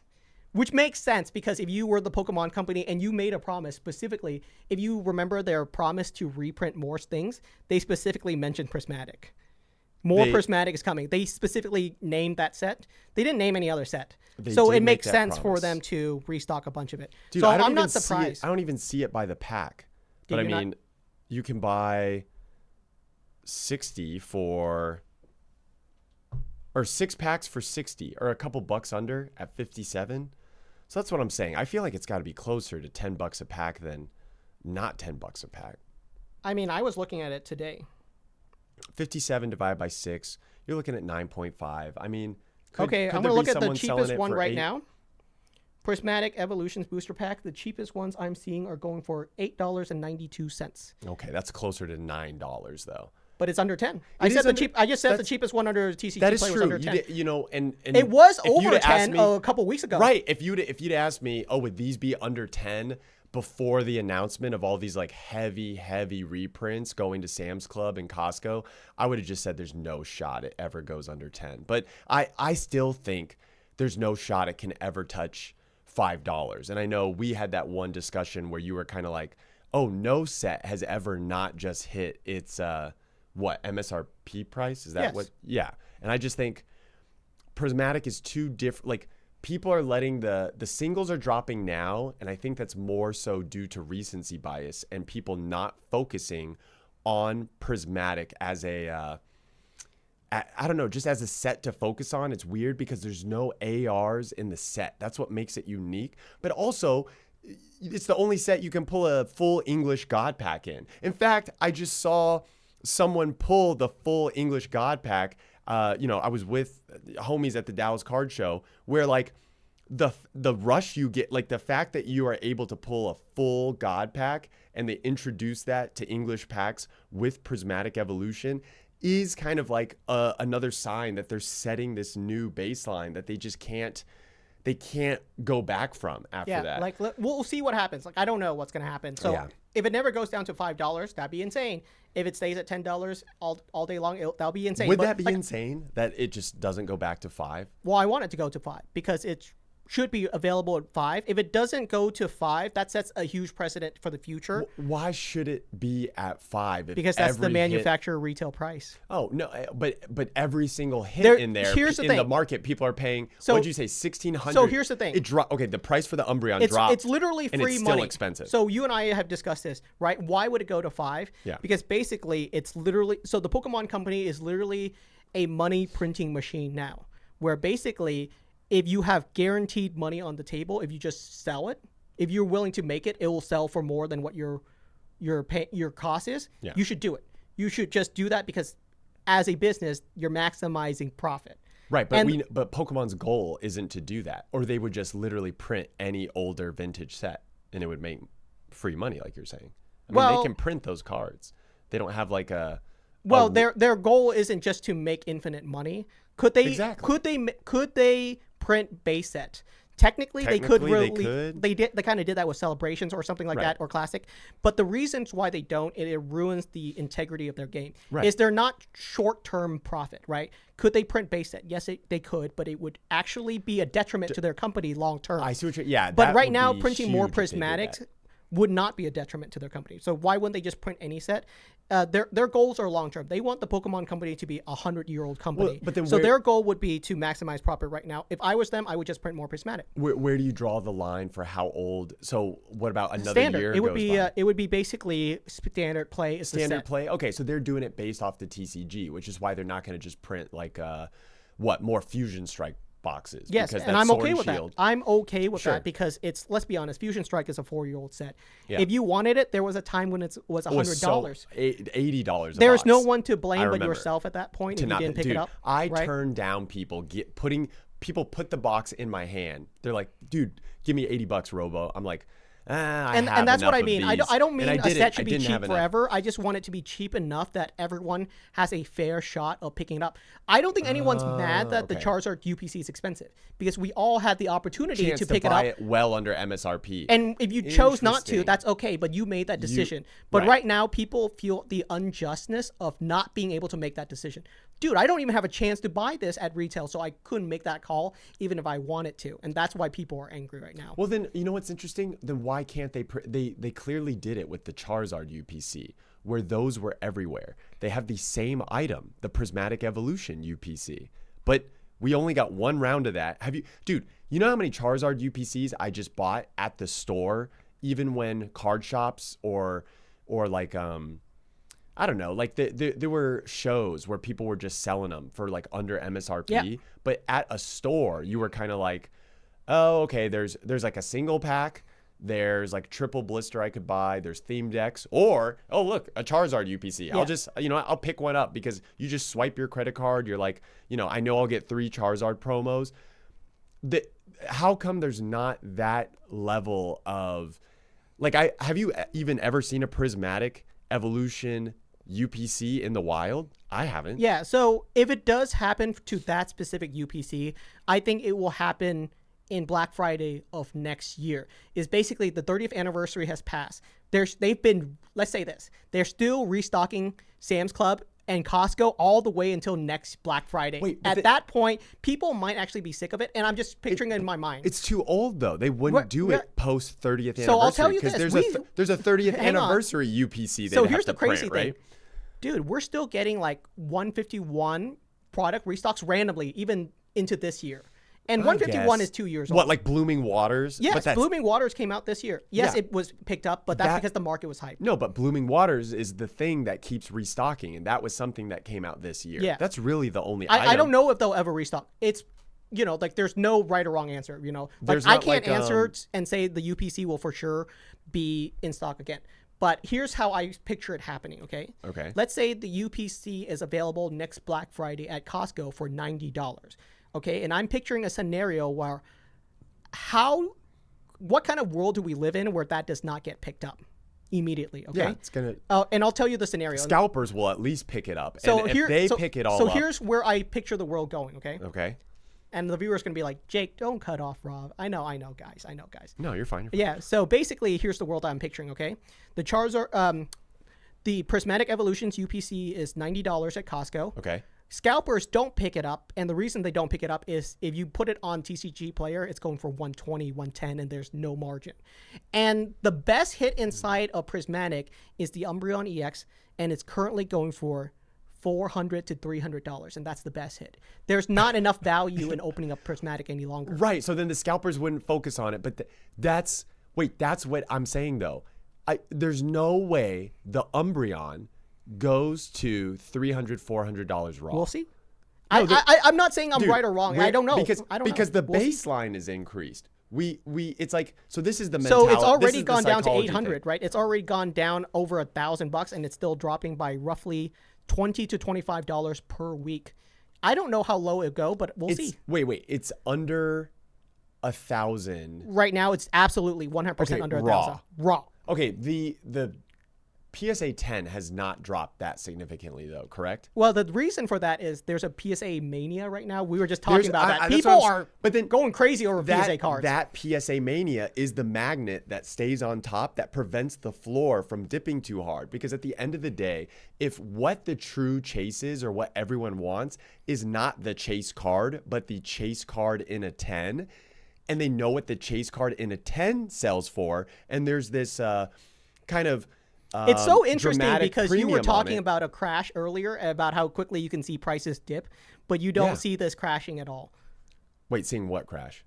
These cards, we were just talking about how you can see a point where the market crashes rapidly. I'm saying but you don't a see that Pokemon happening. crash. Yeah, but you don't see that happening. Well, a Pokemon crash would include prismatic. Would include these cards, but prismatic is the evolution set of Oh, Scarlet Violet. here's another interesting thing. Think about the crash of after Well, 2020. are you saying this crash won't affect prismatic? No, look at where Evolving Skies is at, right? Oh, there yes. There was a crash, and it did affect Evolving Skies, but look how it affected everything else, and then look at where Evolving Skies is at now. Wait, okay. This is the knowledge people have in their head. They remember seeing, all the new people won't, but all the people that were, I guess, newer than us, but are a little bit more veteran, have experienced Evolving Skies crashing and maybe went, oh, this could all go significantly lower. And now they all see where Evolving Skies is at now.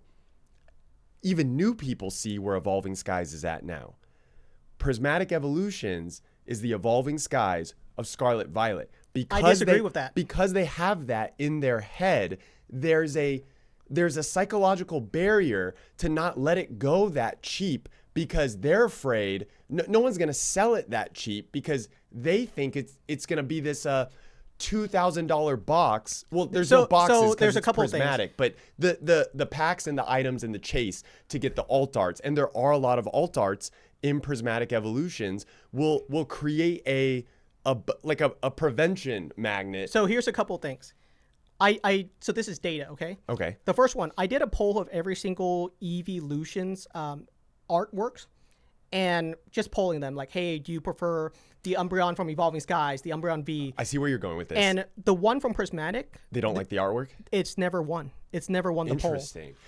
So that's just pure data. Right. I see how your data supports your side versus my side. The interesting. It's just data. I'm just saying, not supporting any side, but yeah. I mean, side in just this. I get you. Yeah, the hypothetical argument of like, I do look at the EX cards, and I'll say this. I do think the alt arts look nice, and the English cards are way harder to grade in a 10 compared to Terrestrial Festival because of quality control. In fact, did you know there's no Black Label Evolution alt art? Yeah, maybe we should grade them, and maybe we'll make 20 grand, maybe more. No, dude, if someone graded the first one in English, but there's just no copies that are worthy of it. I've seen that happen, is that people grade their whole entire God pack and they get like 110 out of the whole entire. Correct. So right. So the people I was with, I was with the homie Kelly.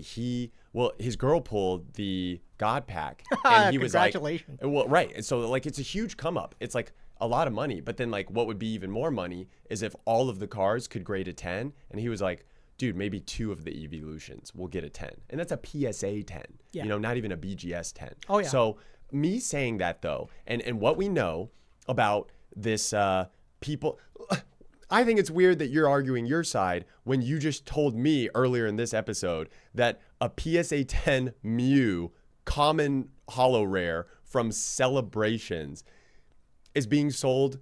There's only one listed for 1,000. Last sold was what, 600? Oh, I don't have any Prismatic Evolutions PSA 10 in my collection because I think they're all overrated.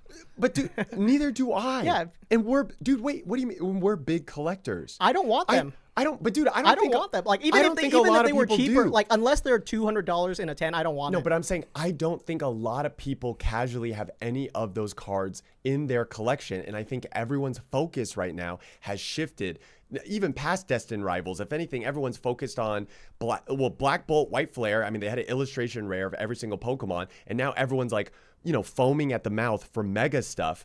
As that's happening, there will be something that occurs that brings everyone's attention back to Prismatic Evolutions and then goes, wait, I don't have the Umbreon in a 10 in my collection. I don't have the Sylveon. In fact, I don't have any of the Evolutions. I don't have one single Evolution 10 in my collection right now. As I was opening up stuff personally through the Sword and Shield era, I would pick up maybe I didn't pull the Giratina, maybe I didn't pull the Lugia alt art, maybe I didn't pull the Umbreon from Evolving Skies, but I know I have the Leafeon VMAX. I know I have the Glaceon VMAX. Like, I without even trying, pulled certain cards, sent them in, and got 10s. And you're telling me, you and me right now, we don't even have any of the alt arts in a 10 from Prismatic.